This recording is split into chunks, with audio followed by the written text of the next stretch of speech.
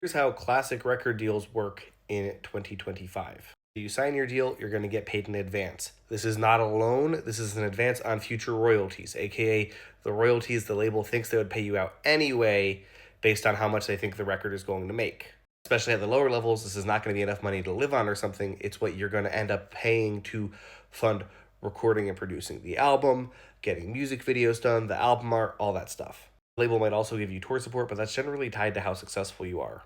Now, the key thing to understand about how advances work is, let's say you have a 20% royalty and a $10,000 advance. Now, after you generate $10,000 of income with your new record, be that through record sales, streaming, whatever, you might think, great, now I'm going to start getting paid royalties. No, because that advance was an advance on royalties, not an advance on total income from the album. That means if you generate $10,000 of revenue on a 20% royalty, you've only paid off $2,000 of the advance, not the $10,000. You would need to generate $50,000 in revenue to start making royalties.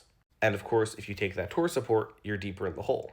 Of course, the label is providing a lot of other services beyond just giving you an advance. Ideally, they're doing the project management, they're helping with distribution, they're giving you connections, they're funding the manufacturing, all that good stuff. Generally, they calculate that they're just above breaking even when you finally recoup on your advance.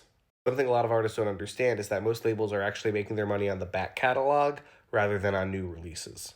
The reason a lot of very smart people in the music business with forward thinking attitudes still want to sign classic record deals is the artists they work with need funding because they don't have the money to go record at a great studio. They don't have the money to afford tour after tour after tour right away.